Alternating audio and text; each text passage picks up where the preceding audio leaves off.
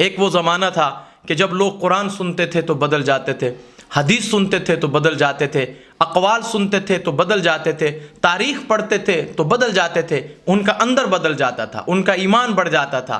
آج ہم ہیں کہ ہمارے اوپر نہ قرآن اثر کرتا ہے، نہ حدیث اثر کرتی ہے، نہ اقوال صحابہ اثر کرتے ہیں، نہ تاریخ اثر کرتی ہے، نہ بہترین واقعات اثر کرتے ہیں، کوئی چیز ہمارے اوپر اثر نہیں کرتی۔ تاریخ کے بڑے بڑے کردار، تاریخ کی بڑی بڑی شخصیات جن کو اللہ تعالیٰ نے وہ مقام و مرتبہ عطا فرمایا کہ ان کے مقام کو دیکھنے کے لیے ہمیں اپنے سر کی دستار پہ ہاتھ رکھنا پڑتا ہے کہ اتنا اونچا ان کا مقام ہے، اس کو دیکھتے ہوئے ہماری دستار نہ گر پڑے۔ اور وہ کیا کہتے ہیں؟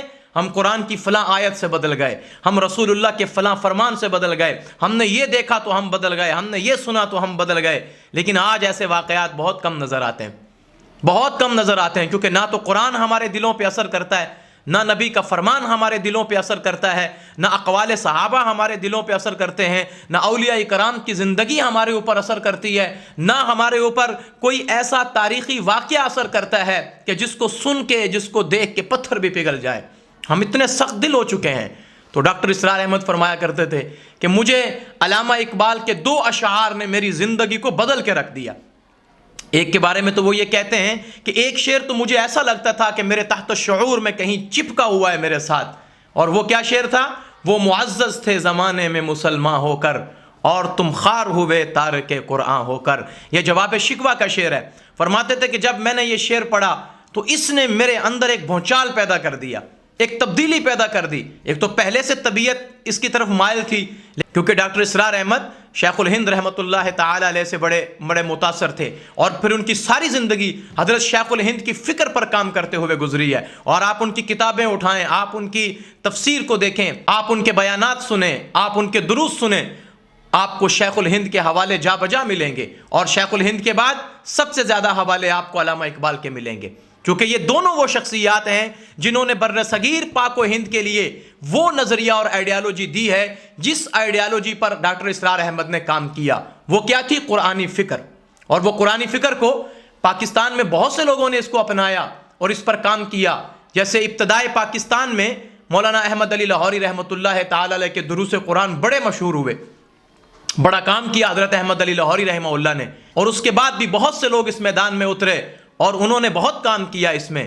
لیکن جو عزت، جو مقام اللہ تعالیٰ نے ڈاکٹر اسرار احمد صاحب کو اس قرآنی فکر کو زندہ کرنے کی وجہ سے دیا، وہ کسی اور کے حصے میں نہیں آیا، کیونکہ ڈاکٹر اسرار احمد صاحب نے قرآن مجید کی تفسیر اور اس کا انداز فکر جو تھا اس کو جدید اسلوب پر استوار کیا۔ یہی وجہ تھی کہ پھر ایسے لوگوں کو آپ نے سوچنے پر مجبور کیا کہ جو اہل مدارس سے سننا بھی پسند نہیں کرتے تھے، جو دین والوں کے پاس بیٹھنا بھی پسند نہیں کرتے تھے، لیکن ڈاکٹر اسرار صاحب کے بیانات سے، دروس سے ان کی زندگی بدلی اور وہ قرآن کے قریب ہوئے۔ تو ڈاکٹر صاحب فرماتے ہیں پہلا شعر تو یہی تھا، وہ معزز تھے زمانے میں مسلمان ہو کر، اور تم خوار ہوئے تارک قرآن ہو کر۔ اس نے کہتے ہیں کہ میری زندگی کو بدل کے رکھ دیا۔ اور دوسرا شعر ڈاکٹر صاحب فرماتے ہیں جس نے میری زندگی کو بدلا، جس نے میرے اندر ایک آگ لگائی، جس نے میرے اندر ایک تڑپ پیدا کی، وہ یہ تھا کہ وقت فرصت ہے کہاں، کام ابھی باقی ہے، نور توحید کا اتمام ابھی باقی ہے۔ یہ شعر بھی تھا، کہتے کہ یہ بھی میری زندگی بدل گیا۔ پھر اس کے بعد میں نے اپنی پوری زندگی قرآنی فکر میں کھپا دی، اور یہ سچ ہے کہ ڈاکٹر اسرار احمد رحمۃ اللہ تعالی علیہ کی پوری زندگی کا اگر احاطہ کیا جائے، اس بات میں کوئی شک نہیں ہے، ڈاکٹر اسرار احمد صاحب نے جب اپنی زندگی میں قرآنی فکر کو زندہ کیا، اس کے بعد آخری دم تک وہ قرآن مجید کے خادم بن کے کام کرتے رہے، اور خدام القرآن کے نام سے آپ نے کام کیا اور بہترین کام کیا۔ لاہور میں قرآن اکیڈمی قائم کی، اور لاکھوں لوگ جو ہیں وہ ان سے متاثر ہوئے اور قرآنی فکر کے ساتھ جڑ گئے۔ بس میں آپ کو یہ بتانا چاہ رہا تھا کہ 2 اشعار ڈاکٹر اسرار صاحب کی زندگی بدل گئے۔ ہمارے سامنے پورا کلیات پڑا ہوا ہے، ہم پہ اثر نہیں کرتا۔ ہمارے سامنے پورا قرآن پڑا ہوا ہے، ہم پہ اثر نہیں کرتا۔ ہمارے دل پتھر ہو چکے ہیں، ہمارے دل لوہے اور فولاد سے زیادہ سخت ہو چکے ہیں، کوئی چیز اس پہ اثر نہیں کرتی۔ ایسا نہیں ہے کہ اب ان چیزوں میں اثر باقی نہیں ہے، قرآن میں اثر ہے، رسول اللہ کے فرمان میں اثر ہے، صحابہ اکرام کے اقوال میں اثر ہے، اولیاء اعظام، اولیاء اکرام کی زندگی کے واقعات اور ان کے فرمودات میں اثر ہے۔ لیکن بات دراصل یہ ہے کہ ہمارے دل پتھر ہو چکے ہیں، یہ کسی چیز کا اثر قبول کرنے کو تیار ہی نہیں ہے۔